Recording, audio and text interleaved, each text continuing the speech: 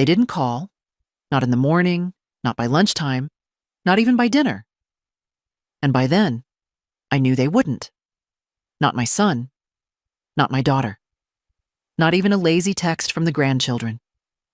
78 years, and I woke up to silence on my own birthday. I didn't cry. I boiled the kettle. I made toast. I fed the cat, wiped the sink, changed the hand towel in the guest bathroom no one had used in weeks. The routine held me steady, like it always had. At 3 in the afternoon, I sat in the living room and looked up at the family portrait, the one above the mantel. They were all there.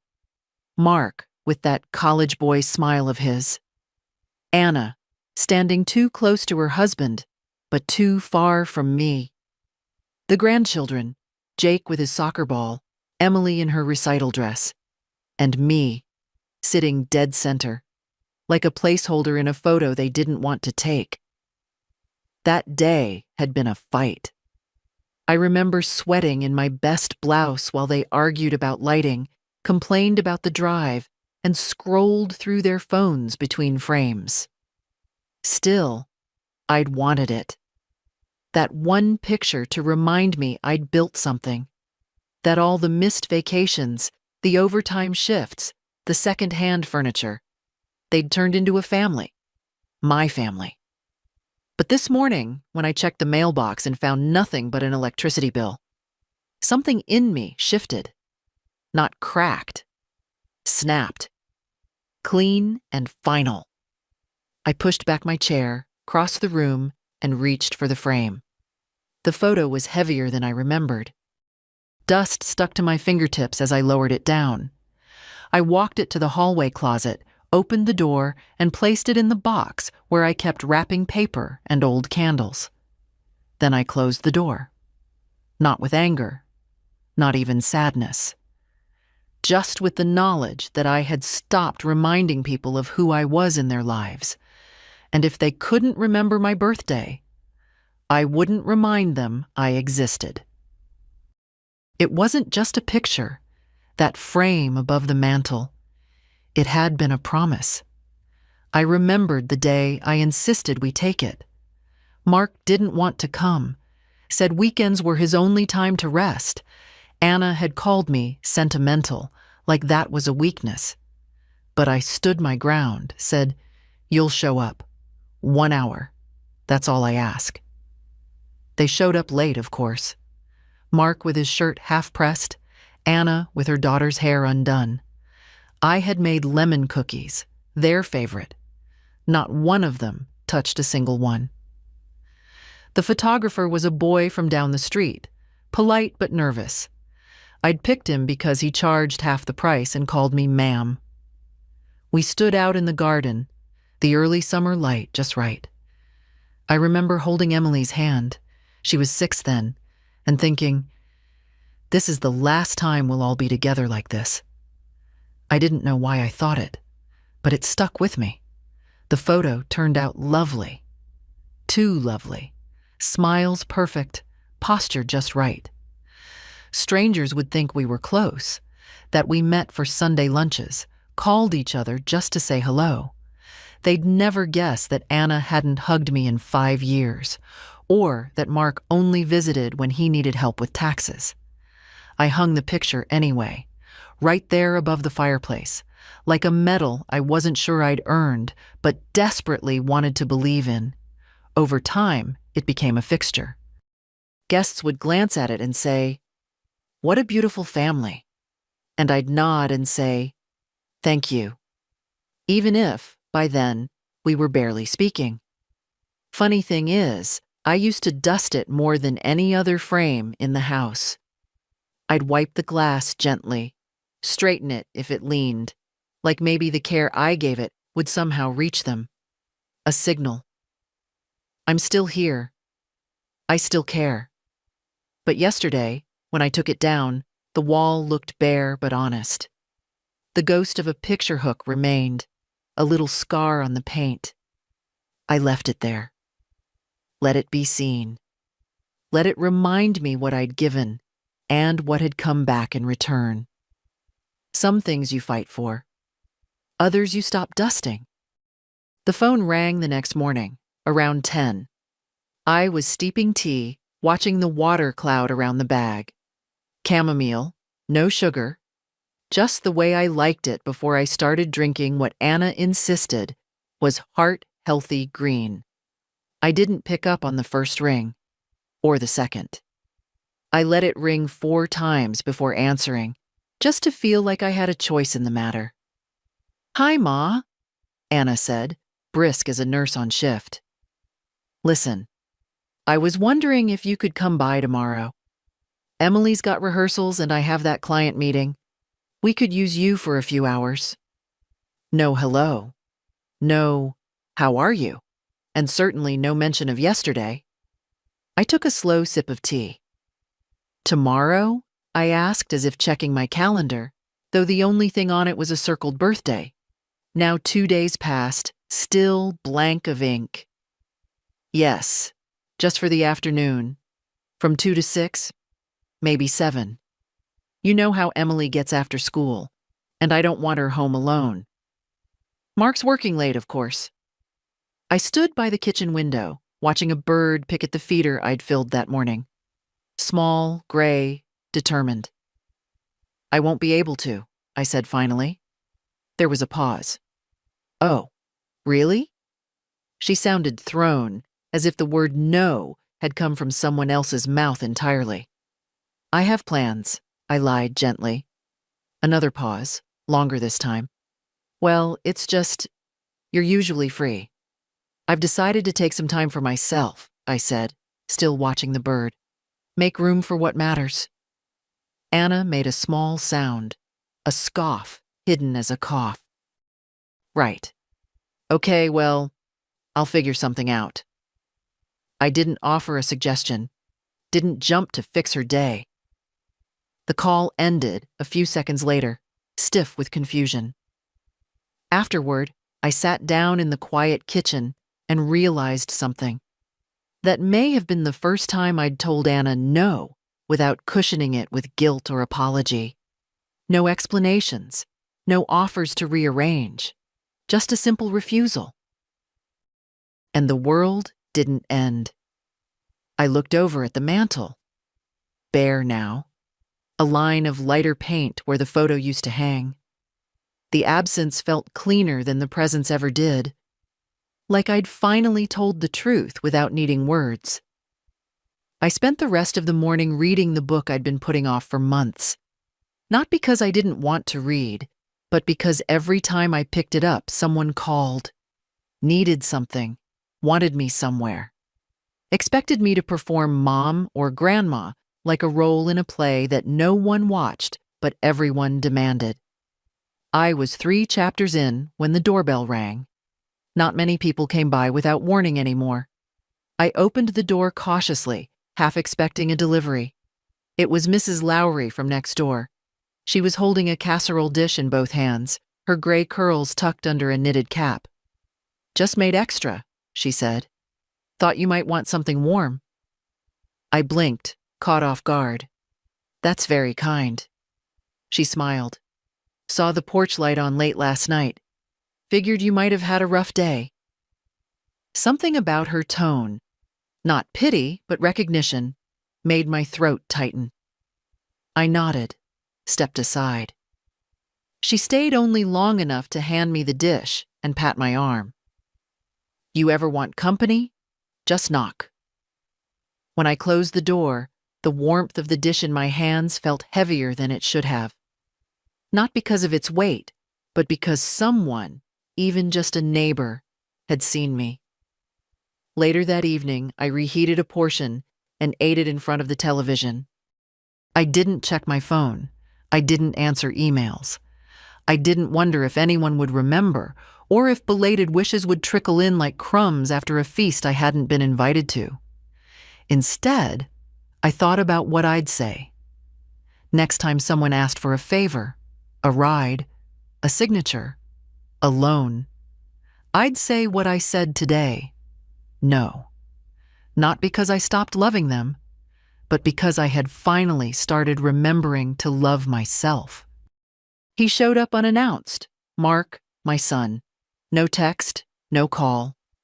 Just the sound of tires on gravel and the slam of a car door that had never once pulled into my driveway without a reason. It was nearly 5 in the evening. I was folding laundry on the kitchen table, towels still warm from the dryer. I heard his knock, firm, like he expected the door to open immediately. I didn't rush. I finished folding the towel in my hands before answering.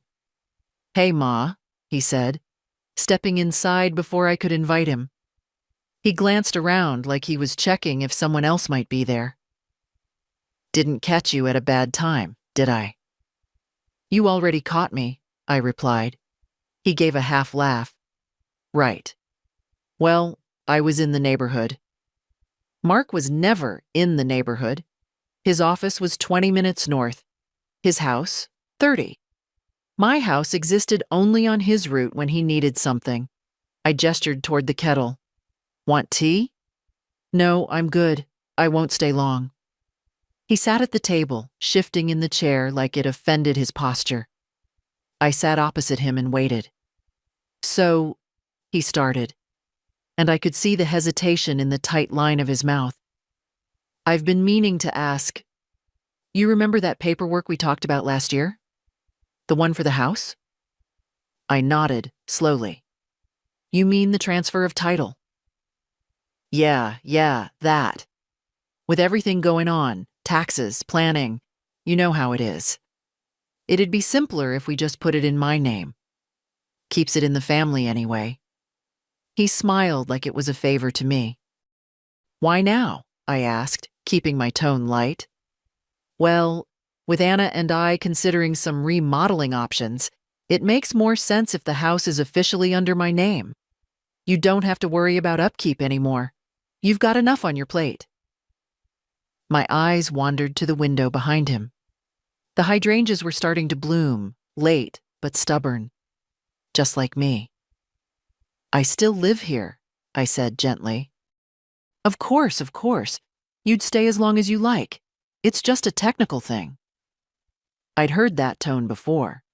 That calm, efficient voice he used with clients, with waiters, with people he thought he was smarter than. "Have you had dinner?" I asked suddenly. Mark blinked. "What?" "Dinner? I made chicken stew. Enough for 2. He hesitated. "Ma, I really just came to—" "It's warming in the oven." He relented, leaning back in the chair. "Sure. Yeah, okay." I moved slowly, setting 2 bowls, 2 spoons. I ladled the stew and placed the bowl in front of him. He didn't thank me, just reached for a napkin. We ate in silence for a few minutes. He didn't look up until his bowl was half empty. "So, about the papers," he said again. "I'm not signing anything right now," I said, without raising my voice. "I've been thinking about things, about what I've given, what I still give." Mark's expression tightened. "It's not about taking anything from you. Maybe not, but it feels that way." He sat back, mouth open slightly, caught between protest and explanation. "I raised you in this house," I continued. "Your father painted that living room. You broke your wrist falling off that porch. This isn't just property. It's my life. And I'm still living it." Mark's jaw clenched. "I'm just trying to make things easier." "For whom?" I asked. He looked away, out the window. The silence between us settled like dust. "I'll think about it," I said finally. "But I won't be rushed. And I won't be told what's best for me without being asked what I want." He finished his stew without another word. When he stood to leave, he didn't hug me, just nodded and said, "Okay, Ma." I watched from the window as he walked to his car. He paused once, hand on the door, then got in and drove away. I turned back to the kitchen, rinsed the bowls, dried them slowly. I didn't lock the door behind him, but I didn't leave it open either. The knock came just after noon, softer this time, hesitant. I opened the door to see Nathan standing there, my eldest grandson, holding his backpack like a shield. "Hey, Grandma," he said, a sheepish smile tugging at the corners of his mouth. "Got a minute?" Nathan rarely came alone. Usually it was Anna pushing him forward, saying, "Go say hi to Grandma," like I was a duty to perform. But now he stood on my porch of his own accord, taller than I remembered, thinner too. College was doing that to him. Long nights, microwaved food, stress in the bones. "I always have a minute for you," I said. He followed me into the kitchen, dropping his bag near the table. "I didn't tell Mom I was coming," he said, almost in a whisper. "Good," I replied, setting the kettle on. "It's nice to be surprised by someone I actually want to see." He laughed, rubbing the back of his neck. I guess you noticed nobody really remembered?" "I noticed," I said. And then I unnoticed. Took down the family photo and made myself a cake. "A cake?" "A very small one. Not worth sharing." Nathan looked guilty. "I'm sorry. I meant to—" "You're not the one who owes me anything," I interrupted softly. "You're still young. You still get to forget sometimes." He looked up at me, eyes bright. "That's kind of what I came to talk about." I poured the tea, set the cups on the table, and waited. "I got into the summer program," he said finally. "The one in Portland?" I smiled. "That's wonderful. You worked hard." "Yeah, but it's not fully covered. I have to come up with the travel and housing. It's a lot. And I thought maybe, if it's not too much." There it was, the real reason. I wasn't angry, just tired. Tired of the rhythm, affection, need, request. It had become predictable. "Nathan," I said gently, "do you know how much I've paid toward your education so far?" He flushed. No. 26,000, I said. "Your parents never asked. They just let me send the checks. I didn't mind. I wanted you to have options." He stared at his tea. "I didn't know it was that much." "I never wanted you to know," I said. "But maybe it's time you did." A long silence stretched between us. "I can get a part-time job this summer," he said. "Cut costs. Figure something out." I reached across the table and touched his hand. "Or we can do something different. Something better." He looked up. "I'll fund it," I said. "The whole summer. Travel, housing, meals. But not as a handout. I want to set up a trust for you, not your parents. You." "A trust?" he repeated, like the word was too big for his mouth. "You'll have access when you turn 25. Earlier if it's for school or emergencies. But there'll be rules and expectations." He blinked. "You'd really do that?" "I want to," I said. "Because I believe in you. But it comes with one condition." "What's that?" "No more pretending I don't exist unless you need something. No more birthdays forgotten. No more polite silences when your parents speak for you." Nathan swallowed hard. "That's fair." "I don't want thanks," I added. "I want truth. Even when it's uncomfortable. Even when it's messy." He nodded slowly. "Okay, Grandma." I smiled. "Then we have a deal." When he left an hour later, he hugged me. Not a rushed, dutiful squeeze, but a long, quiet embrace. The kind that says more than words can hold. After he walked out the door, I sat at the table and stared at the teacups. Maybe the next generation still had hope in it. Maybe that was enough. It was nearly midnight when I found myself in the attic, barefoot, holding a flashlight in one hand and a blanket draped over my shoulders. The house was quiet, the kind of silence that isn't empty, but full of echoes, of thoughts, of names you no longer speak aloud. I hadn't been up there in years. The ladder creaked beneath me like an old friend offering one last warning. Dust hovered in the beam of light as I stepped onto the wooden floorboards. I wasn't looking for anything in particular, but I knew what I hoped to find. It was in the far corner, under an old quilt and a box labeled Xmas Lights in my late husband's handwriting, a crate full of his things, belts, a pipe he never smoked, a coin jar half full, and a folder marked simply D. I sat cross-legged on the floor, knees aching, and opened it. Inside were drawings, plans, scribbled numbers. Derek had been a carpenter by trade, but a dreamer at heart. He once told me he wanted to build us a lake cabin, just the two of us, somewhere quiet. He never got the chance. Life had bills and children and demands that always came first. But he never threw the drawings away.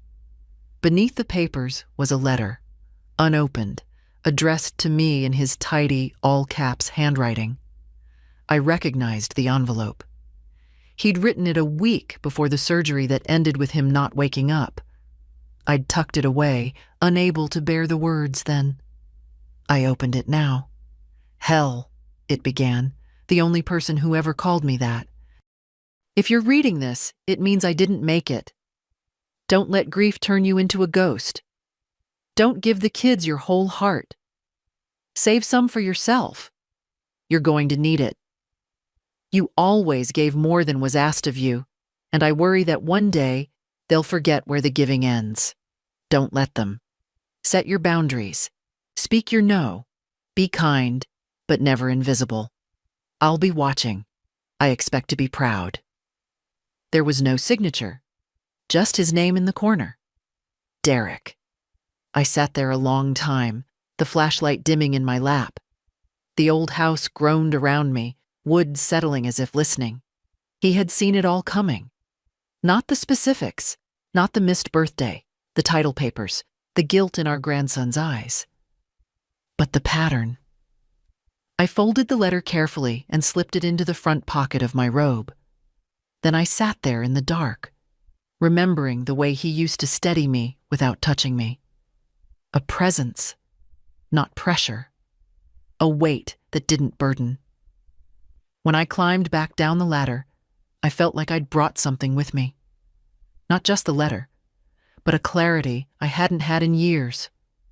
I wouldn't be bitter. I wouldn't be cruel. But I would no longer be quiet. They'd taken my silence for permission. That was their mistake. And now it was time to correct it. The bank smelled like lemon floor polish and waiting. I arrived 10 minutes before it opened and waited on the wooden bench just inside the vestibule, watching a young man in a suit fiddle with keys on the other side of the glass door. He nodded politely when he noticed me. I nodded back. The moment the door clicked open, I stepped inside. "Good morning, ma'am," he said, bright-eyed and unsure if I needed help finding the deposit slips. "Someone will be with you in just a moment." "I have an appointment," I replied. "With Ellen McKay." He pointed toward the offices in the back. "She'll be right out."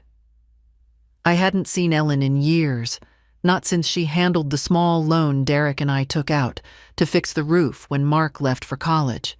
She had thinner hair now, wore glasses with purple frames, but the same steady way of speaking. She called me by name before I even introduced myself. "Mrs. Whitmore," she said, shaking my hand. "Come on back." Her office had 2 chairs, a plant that was either very fake or very hardy, and a photo of her daughter in a graduation cap. I sat down and pulled a folded sheet of paper from my purse. A list I'd made last night after rereading Derek's letter. The trust I'd promised Nathan, still fresh in my mind. "I'd like to update my accounts," I said. "All of them." Ellen smiled, ready with her keyboard. "Of course. What would you like to change?" "I want to remove Mark and Anna from everything. Joint access, beneficiaries, power of attorney." "Everything." She paused. "All right. May I ask why?" No offense, I said, but I didn't come here to explain. She didn't blink. Understood. We can get that started. Do you want to assign a new power of attorney? Yes. Nathan Whitmore, my grandson. Limited rights. Only to access the trust I'm setting up for him. He won't have access to anything else unless I authorize it. She nodded and typed. And I'd like to remove the automatic transfers to Anna's mortgage account and Mark's vehicle loan. Both were under my discretionary approval. I'm withdrawing that approval. There was a small silence as her fingers stilled. Those have been active for a few years now. 18 years, I said. Since the first time Mark forgot his car payment. Ellen didn't respond to that. She simply adjusted her glasses and resumed typing. And the trust? She asked. Yes. I want to fund it with a portion of my savings. $60,000 for now. He can use it for education, relocation, or investment when he turns 25. I'll retain oversight. She printed several forms and laid them out with practiced ease. We'll need signatures and identification. I handed over my ID and took the pen. The act of signing felt different this time. Not like I was giving something away, but like I was reclaiming it.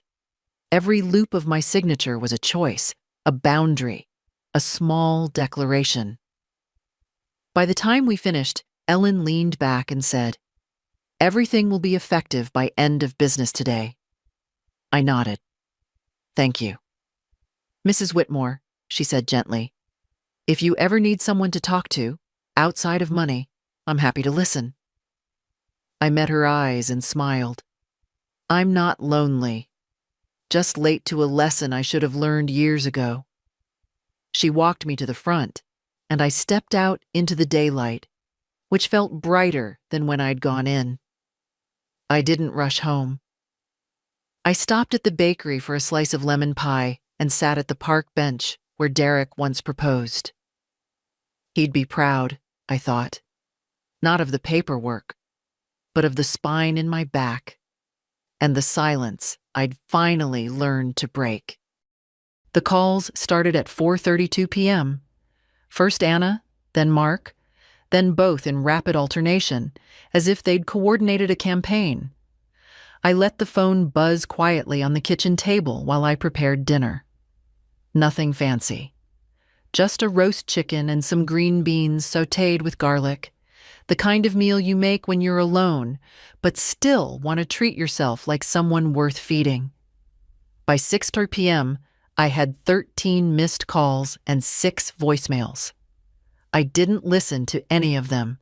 It was only when my landline rang, the number hardly anyone used anymore, that I finally picked up.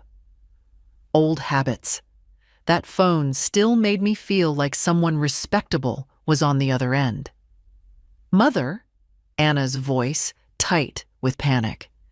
"Have you changed the bank settings? I tried to make the mortgage payment and it bounced twice." I carried the phone to the living room and sat in my chair by the window, cradling the receiver like it might burn. "Yes," I said calmly. There was a long silence. "Why?" "Because I'm done pretending that being your mother means financing your life." She let out a short, nervous laugh. "What are you talking about?" "I'm talking about years of quiet withdrawals. Not just from my accounts, Anna. From me. Every time you needed something, I was there. And now, you can't remember to call on my birthday. That's not fair." "No," I agreed. "It's not. But I'm done waiting for fair." She was quiet for a beat. "So you're just cutting us off?" "I'm reclaiming what's mine. My money. My peace. My place in this family. Or out of it. You could have talked to us. I did. Every time I said yes when I wanted to say no. That was me talking. You just weren't listening." Another silence. This one longer. Then, in a clipped voice, "Mark's gonna call you. You've upset everything." "He already did." I didn't answer. I hung up, and turned off the ringer. I ate my dinner by the window, watching the sun slide down behind the neighbor's fence. The phone flashed once or twice in the other room, but I didn't move. By 8:15, there was a knock at the door. I didn't need to guess who it was. I opened it slowly and found Mark on the porch, shirt unbuttoned at the collar, jaw tight. "You changed everything at the bank," he said. No greeting. "I did. No warning? You've had plenty. You just didn't see it." He looked past me, into the hallway, like maybe someone would step out and tell him this was all a mistake. "So that's it? You're cutting your own children off?" "I'm redefining what I owe and what I don't." He stepped back, eyes narrowed.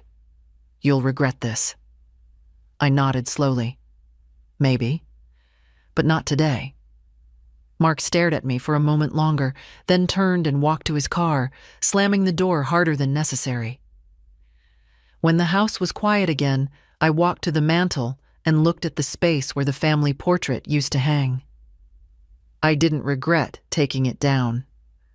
Not one bit. I no longer needed a picture to prove I had a family. The phone blinked silently in the other room. I left it there. Sometimes the strongest thing you can say is nothing at all. It was Margaret who finally knocked. Not family, not obligation, just an old friend with too much honesty in her eyes to be anything but real.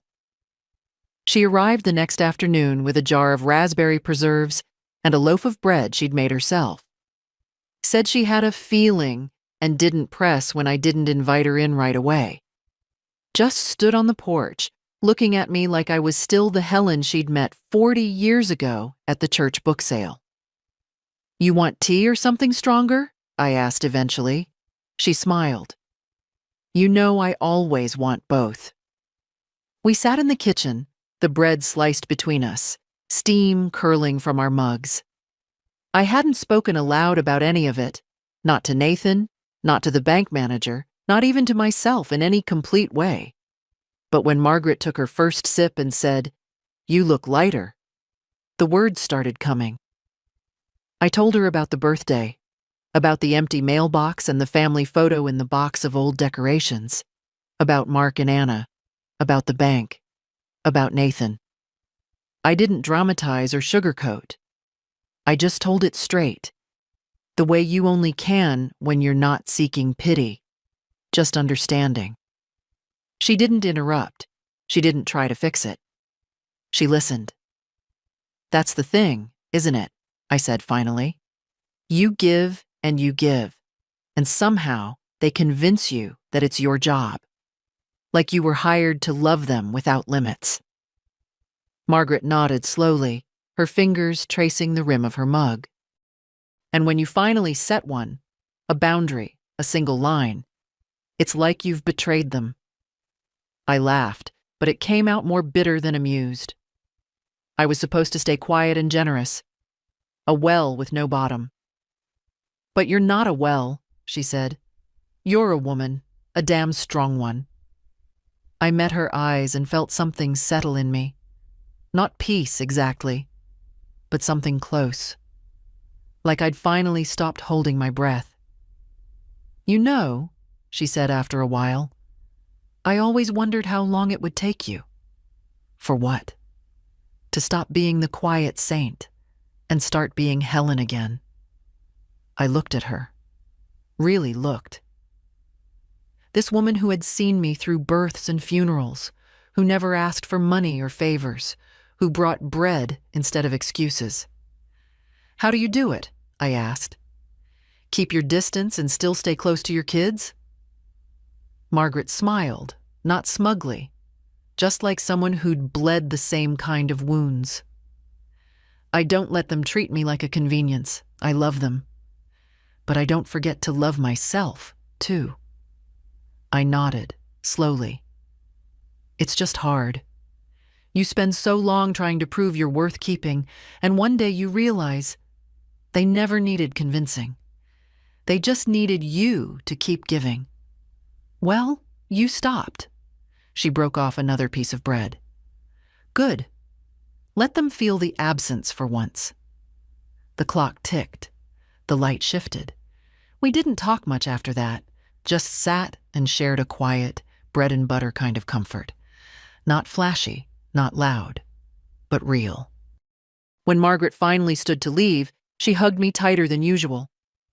"You need anything," she said. "You call me, not because you owe me, because I want you to." And when she left, I sat alone, but not lonely. Not anymore. For the first time in a long while, I realized maybe I hadn't lost my family. Maybe I'd just found a clearer picture of who they really were, and who I really was without them. Nathan came by the next evening. No text ahead, no anxious knocking, just a soft call from the porch. "Grandma, it's me."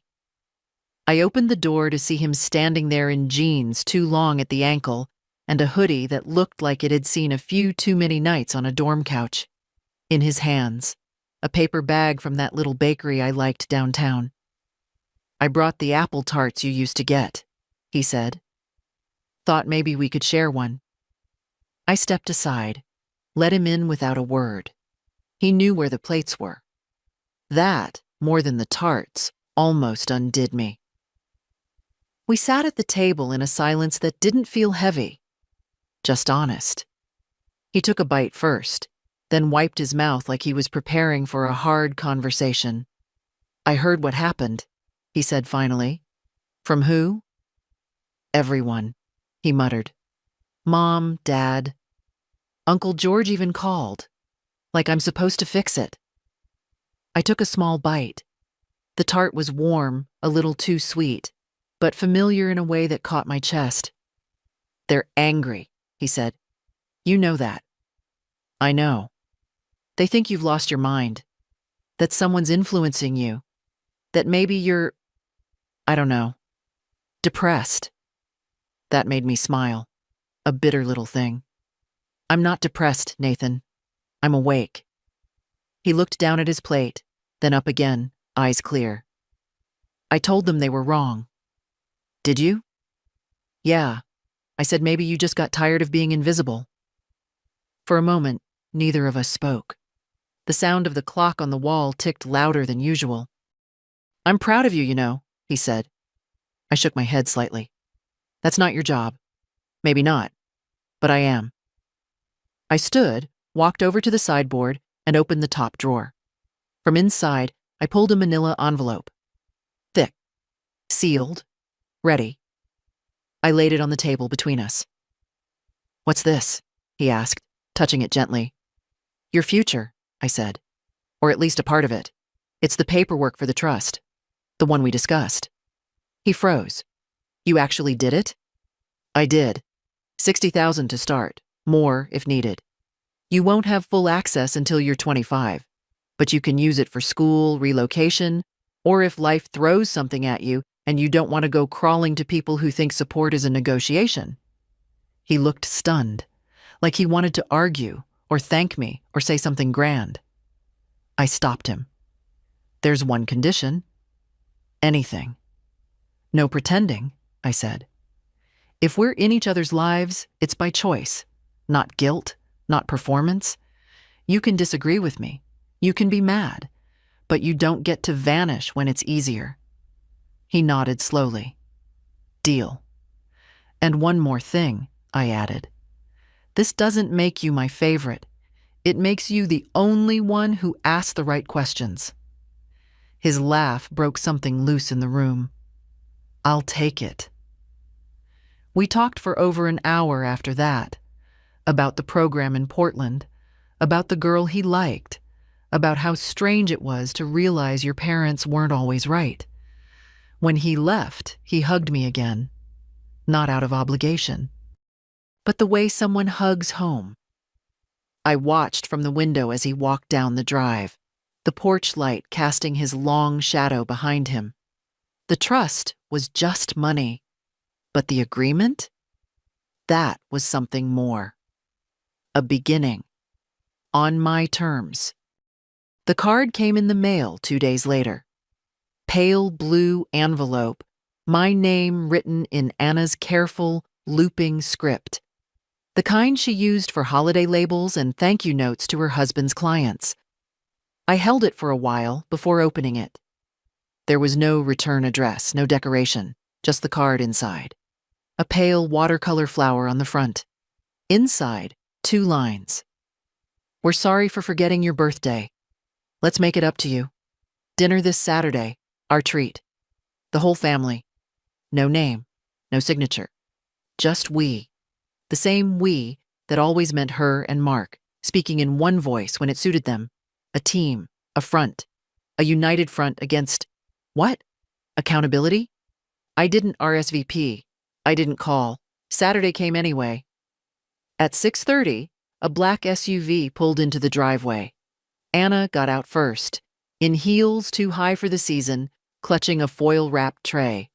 Behind her, Mark emerged, wearing a blazer he reserved for dinner parties.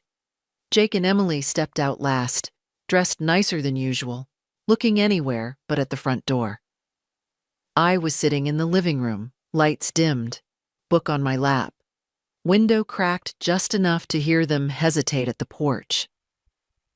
Maybe she didn't see the card, Anna whispered. Mark muttered something back. I caught the word pride. Jake rang the bell. I didn't answer. They stood there a few minutes longer. Another ring, then a knock, then nothing. Eventually, I heard the SUV start again. The crunch of gravel. The slow retreat of tires down the street. I didn't feel victorious. But I didn't feel guilty either. Later that night, the doorbell rang once more. A softer sound this time, like someone unsure if they had the right house. When I opened it, it was Emily, alone. She stood on the porch in a soft gray coat, holding a Tupperware container. Hi, Grandma, she said. They're at dinner. I told them I forgot my phone at home. I stepped aside. She came in quietly, set the container on the counter and said, It's just lasagna.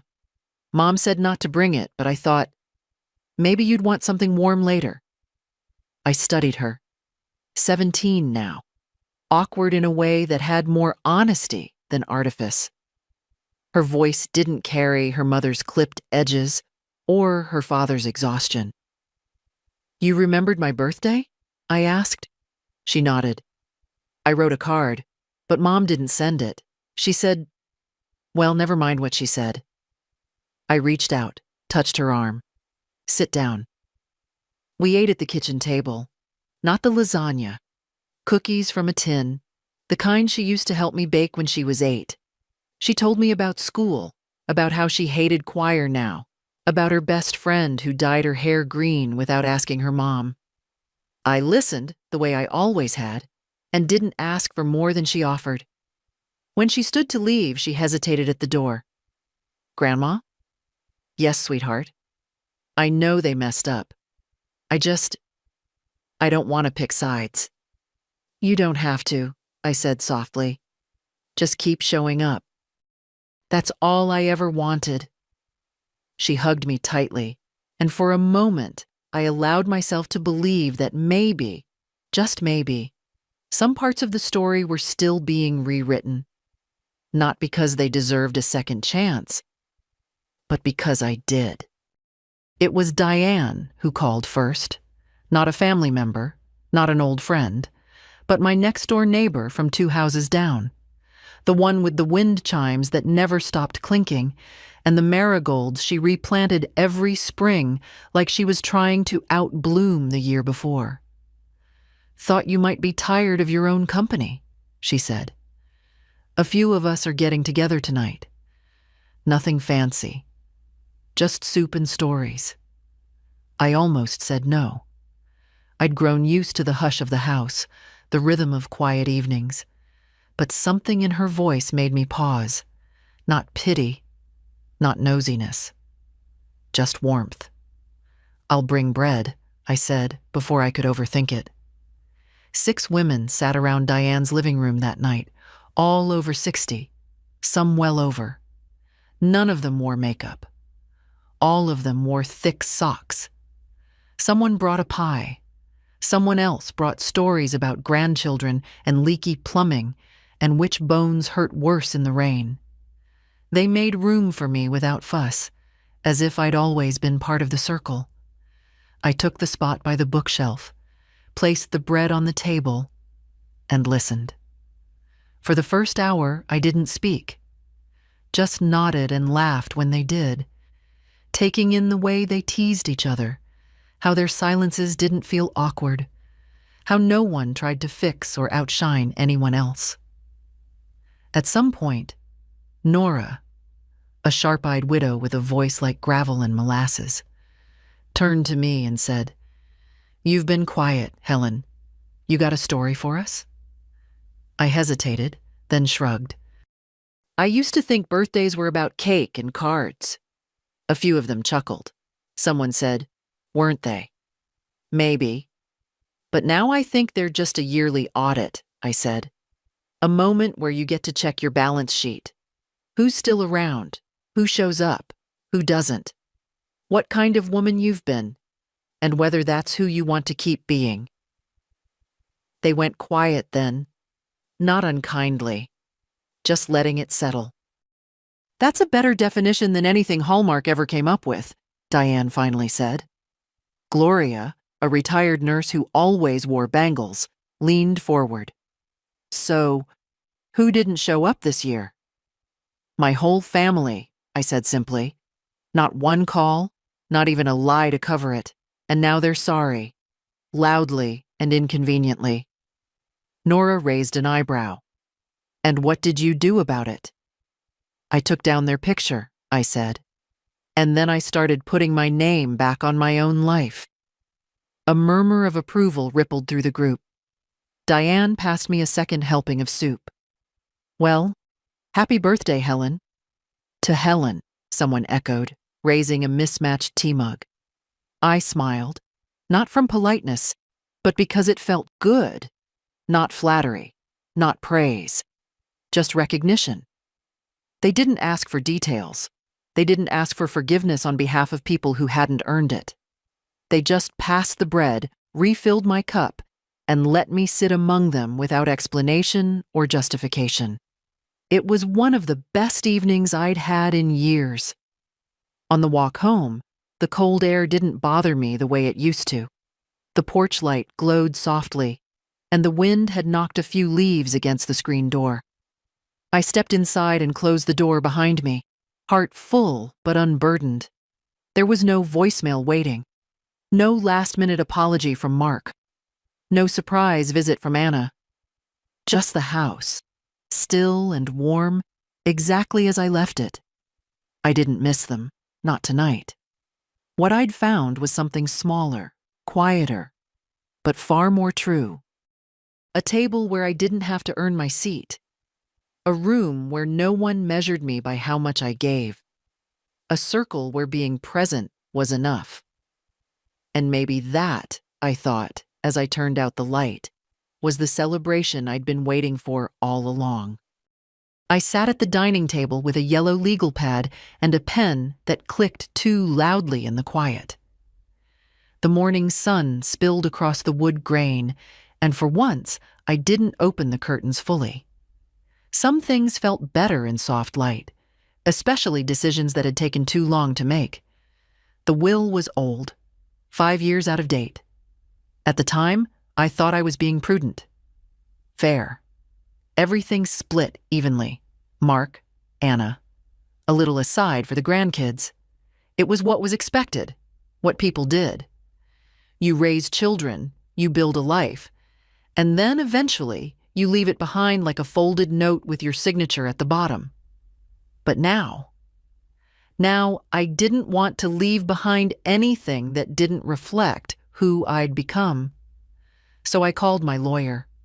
Not one of those slick ones downtown with teeth like piano keys, but Mr. Blake, Harold, who had known Derek and who still wore corduroy even in July. "I'd like to amend my will," I said when his assistant put me through, "and set up something a little more accurate. He knew better than to ask what changed. "Come in Monday," he said. "Bring your current copy and whatever you'd like to add." I hung up and looked around my house. The photos, the books, the chipped china I still used every Sunday. It was all mine again, in a way it hadn't been in decades. Mine not because I held the deed or because my name was on the bank statements, but because no one was pretending otherwise. On Monday, I wore the navy wool coat Derek used to say made me look too sharp for this town. I brought the legal pad, the old will, and a small envelope with a handwritten note for Nathan. Mr. Blake didn't ask questions when I handed him the papers. Just put on his glasses and read with the patience of a man who understood that some stories couldn't be rushed.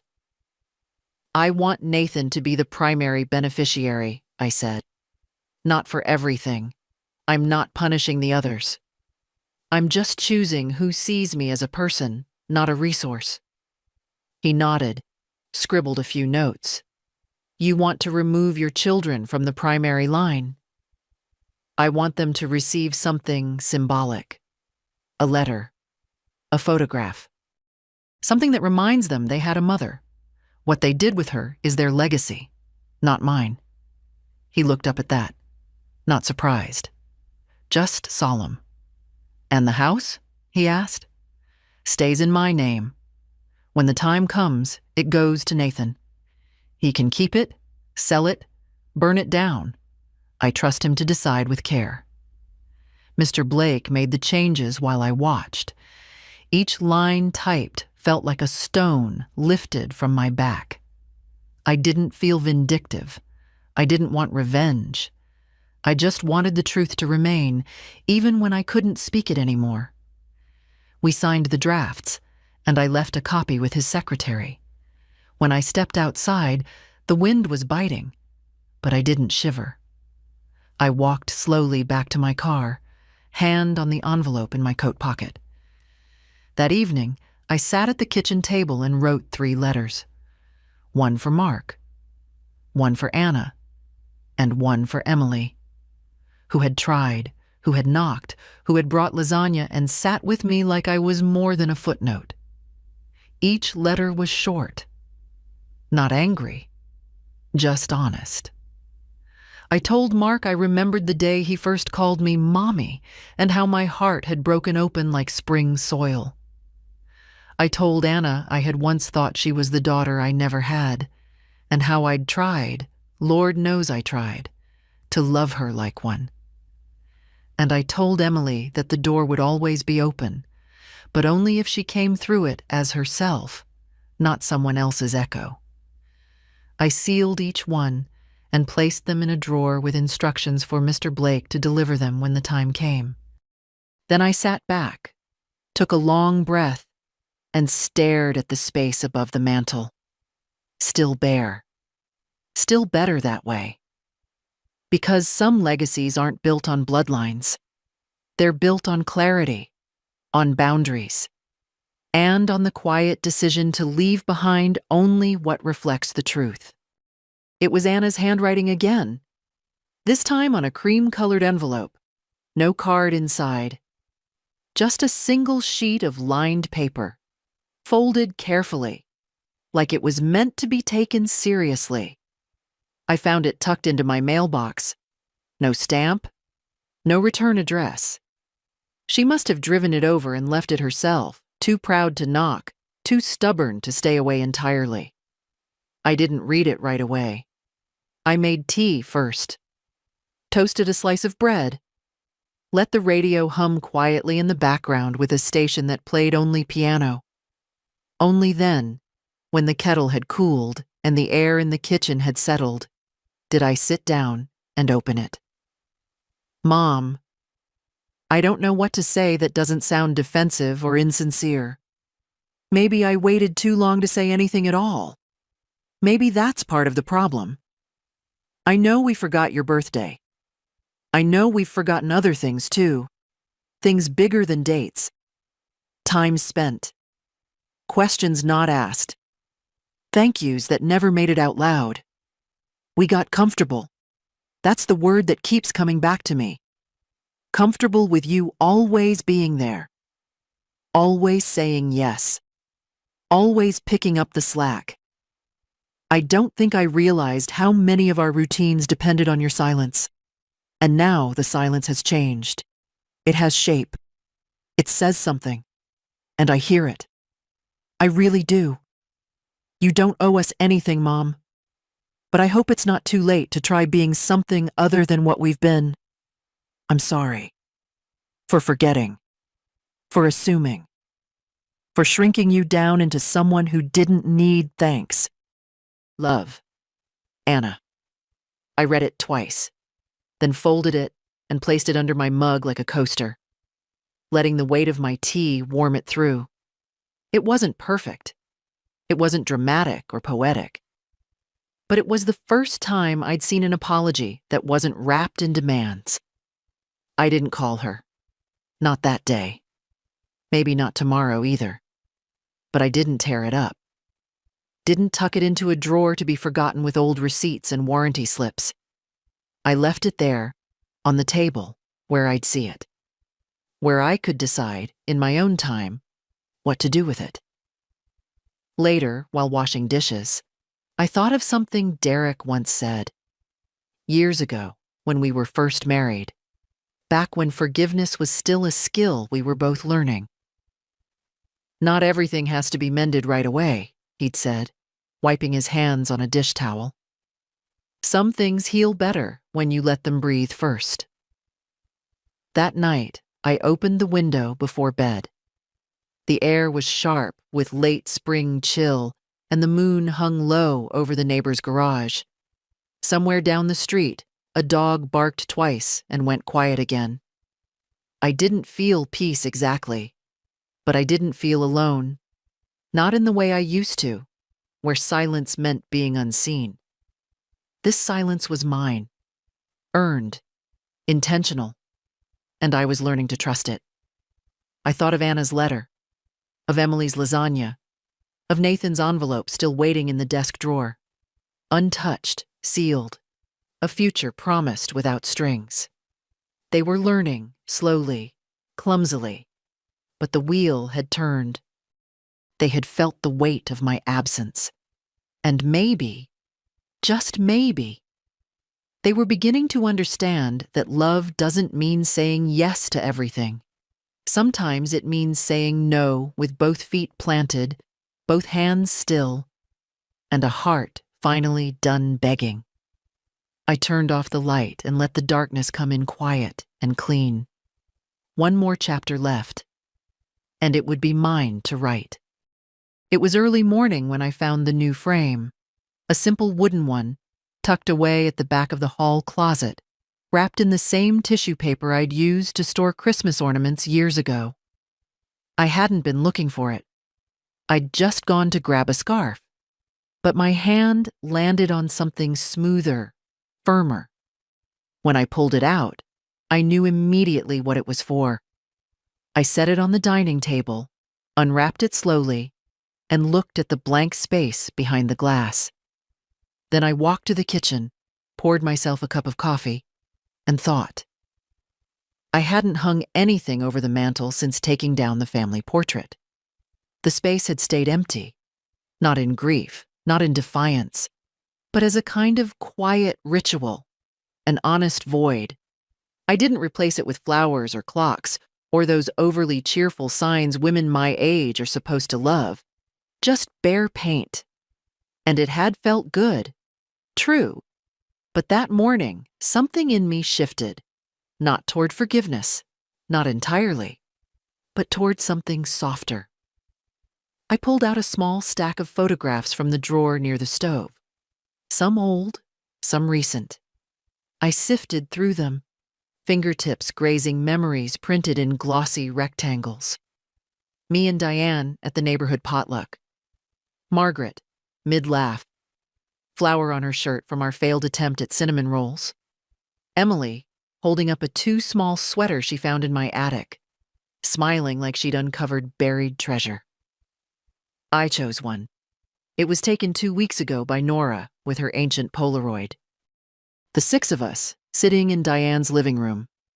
Soup bowls empty, socks mismatched, and a warmth between us that couldn't be staged.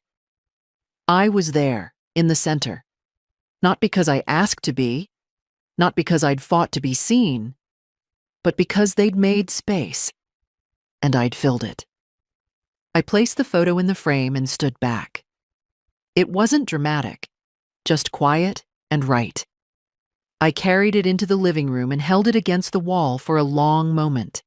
Then, with steady hands, I hammered a single nail into the plaster and hung it. It sat smaller than the old family portrait, less formal, more real. And when I stepped back, I felt something ease inside me, like a page had been turned, not ripped out. A little later, the mail came. Just 2 envelopes, a utility bill and a small card with no return address. Inside was a note on plain stationery. Thinking of you today. Thank you for teaching me that love isn't always about sacrifice. Sometimes it's about choosing yourself and letting others rise to meet you. It wasn't signed, but I knew it was from Nathan. I placed it on the mantel just beneath the new frame. That afternoon, I took a walk. Not long, not fast. Just enough to feel the air, to let my body remind me it was still capable of movement, still part of the world. Neighbors waved. A couple of kids rode by on bikes. One of them, I think her name is Lucy, called out, "Hi, Miss Helen," like she meant it. When I came home, the house was quiet. But it wasn't lonely, not anymore. The phone sat silent on the counter. No new messages, no apologies, no demands. Just the soft hum of the fridge, the tick of the clock, and a woman, 78 years old, standing in a room she had taken back, one choice at a time. At dinner, I lit a candle, just one, not for company, not for memory, but for presence, for myself. After eating, I sat in my chair by the window and opened my notebook. Not the legal pad, the real one, the one where I wrote things not for lawyers or banks, but for me.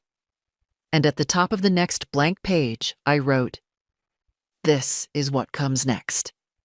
Then I began to write, not what I owed, not what was taken, but what was still mine to build. If you've read this far, thank you. And if something in these words settled inside you, even quietly, leave a comment or share it. Stories like these are how we remind each other we're not invisible. Not yet.